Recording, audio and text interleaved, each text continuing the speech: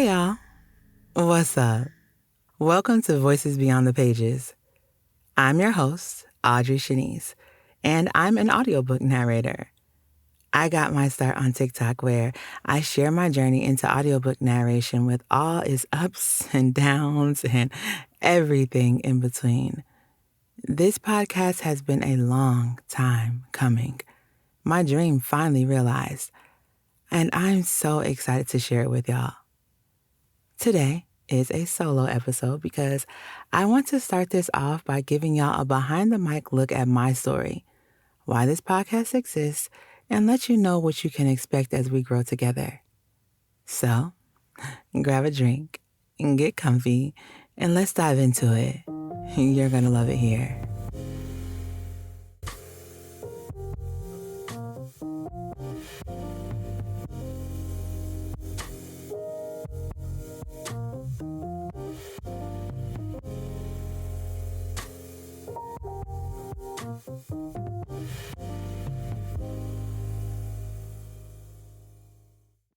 For those of you who don't know me, hi, I'm Shawnee. Now, let's start at the beginning. I began my narration journey on TikTok. At first, I had no idea what my purpose was on the app. Should I read synopsises? Did I want to do book reviews? Or was I meant to do something entirely different? Maybe I should focus on hair content? I even combed my locks out one by one for weeks because, well, why not? I was confused and it showed. All I really knew was I loved books and reading. I had read 100 books for the first time since I was a little girl, so I decided that would be my focus. Then, one day, I was led to read a snippet from one of my favorite books at the time. I was so afraid to post it, y'all. The response that I received propelled my career into audiobook narration, though. I've always loved reading, and if I'm being honest, narrating was always kind of my dirty little secret. I would read my books out loud when no one was around. I would give the characters different voices and everything. And if someone came into the room, I would stop and, I don't know, try to act normal. So when everyone started asking why I wasn't narrating professionally, I honestly didn't have an answer. I knew putting myself out there was a leap of faith, though, but I didn't have anything to lose. I decided to share everything from my first audition to my recording mishaps as I navigated an industry I literally knew nothing about. And I kind of felt like it was a little gatekept, and I couldn't understand why. As I learned and grew my following, it wasn't pretty, but it was real. And I realized that's what people connected with most, my authenticity. One of the most pivotal moments for me was when I decided to honor my late daughter, Audrey, by blending her name with mine to create my narration pseudonym, Audrey Shanice. One of my first author friends, Isla Cox, the author of the Just a Taste series, spent days texting back and forth with me, helping me to choose a name. It's not as easy as you'd think. When the name finally came to me, I realized it would be a constant reminder of my why. A way for me to love on the little girl that never got to experience a love for literature the way I have, the way I have instilled the love of literature in my sons. Once I decided to take narration seriously, my world was rocked by the passing of one of my best friends, my Nana. On the day she passed, I told her about my dreams of narration, and the confidence she had in me was palpable. She and Audrey continue to be my driving force as I continue to grow in this field. Whenever I take the time to find some stillness and look back at how far I've come and dream about how far I want to go, they are always at the forefront of my thoughts, inspiring me to keep going. especially in those times when I question my worth and if I have the talent to really succeed and create longevity and stability in this field. I was so nervous when I first started, but as I grew in this industry, I noticed something. There weren't nearly enough voices like mine being celebrated. That's when Narrator Love, Bridging the Gap was born. It was just a segment on TikTok that I only did twice, but those two segments were extremely successful. I got the opportunity to meet so many amazing narrators and learn about their journey into narration, and it was so impactful. I realized that the community had an interest in not just hearing their favorite narrators read books, but getting to know them as regular people. That realization birthed your new favorite podcast, Voices Beyond the Pages. Once I finally took the leap of faith, I realized just how much there was to learn. Y'all really out here thinking it's just reading a book out loud. Let me be the first to tell you that that could not be the furthest thing from the truth. I really thought I was doing something, y'all, reading those books out loud in private. The first thing I had to learn was how to use my voice intentionally. What that means is I had to learn to control my tone, my cadence, my pacing. I had to make sure every word I read carried weight and delivered emotion. Otherwise, let's be real, you could just let Alexa read it to you. I had no idea what consistency as a narrator even meant, but I found out fast. I had to make sure my voice stayed the same from one session to the next, which meant I had to find my narrator voice. And that was a real challenge. And although I think I found my narrator voice, it's taken some serious practice. Then there's what I would consider the absolute bane of my existence, editing. Ugh, I would rather do anything else. I mean, seriously, I would rather, I don't know, separate salt from sugar, or hell, give me a mop and let me mop up the Pacific Ocean instead. Learning to use my digital audio workspace, or DAW, Adobe Audition, was definitely a struggle in the beginning. Hell, earlier this month, if I'm being honest, y'all, I almost lost an entire project this month, but I digress. YouTube has been my best friend. I'm always learning new things. I'm constantly messing up, but thank goodness for that dang undo button. It's been almost a year, and I know there's no end in sight.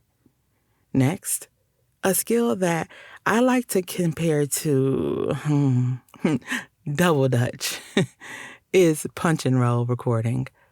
Honestly, in the beginning, I didn't see the value in it, but now I realize learning to use it has been pivotal in making sure my editing sessions are a little bit more bearable. It's all a part of the process. I just have to remind myself that I'm making things easier for my future self. It's not just the technical skills, though. I had to figure out the business side of narration, too. I was a businesswoman for the first time, an entrepreneur, a creative, a lot of things that I never experienced before. The first tough lesson I had to learn, though, was not every contract is a good contract. It's so important to figure out what your brand is going to be.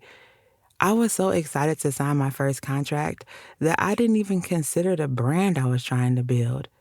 I ended up having to cancel a couple of contracts along the way, especially in the very beginning.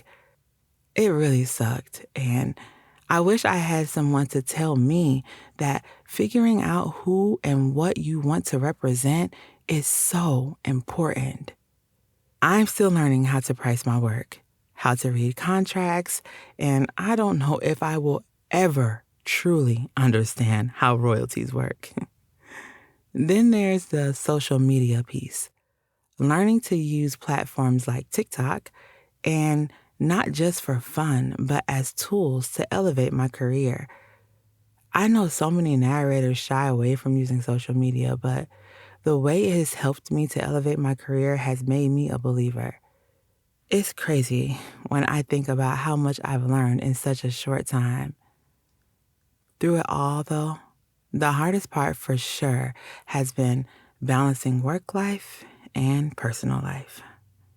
I love what I do, but figuring out how to juggle narration, this podcast, cutting up with Core 4 podcasts, my writing, my personal life, and being a present mom is a challenge I still haven't mastered yet.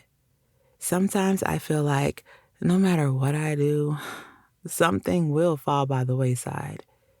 I'm learning to give myself grace because Lord knows I afford everyone else I love in my life that courtesy. But I have to remind myself it's an act of self-love to give myself that same grace. I'm learning it's important to take breaks before I need them. The hardest thing is remembering to celebrate my wins along the way. I get so hyper focused on work and what my next project is and what I want to focus on and scheduling and mentoring and all those things. So let's do a little celebrating while I'm thinking about it. My mind was blown a few weeks ago when I found out that I got nominated for the It's Lit Literary Award for Best Black Narrator 2025. I just finished up my first series and I landed my first big girl contract with Podium Audio. I've only been at this since April 2024, y'all. And if someone had told me a year ago that I'd be here, that I'd be in this space, working on projects I love and getting recognized for it, I don't know if I would have believed them. But here I am, as I sit back and I take it all in. Like, seriously, y'all. This started with me recording in my office closet with a bunch of comforters and duvets just haphazardly nailed to the walls. I stacked both of my meditation pillows up and I just set my mic and my laptop on top of a laundry basket. But I was determined to finally have something that was just mine, something that I could be proud of. So I decided I was just gonna figure this shit out, honestly. And now I have a found family. I have a support system that, y'all, I honestly don't even feel like I deserve at times. And I know it's only the beginning. I know I have so much further to go because through all my doubts, I know I have a voice that needs to be heard, a message that needs to be conveyed, a community that needs support, and a vision that needs to be fulfilled. There are so many BIPOC narrators, indie authors, and storytellers that just don't get the shine that they should. And that's exactly why I created Voices Beyond the Pages, because our voices belong here. Our stories deserve to be heard. Whether you're a narrator, an indie author, a listener, just somebody that's curious about the industry in general, that's why I'm here. So that's what this podcast is all about. It's about giving space to the voices that don't get the spotlight. Each episode, we're going to celebrate, learn, and have real conversations about what it means to bring stories to life. Whether you're a book lover, an author, a narrator, or just someone who loves a good story, this space is for you. Before we wrap up today, I just want to say thank you. Thank you for being here. Thank you for supporting this vision and for believing in the power of storytelling. I hope I make you proud.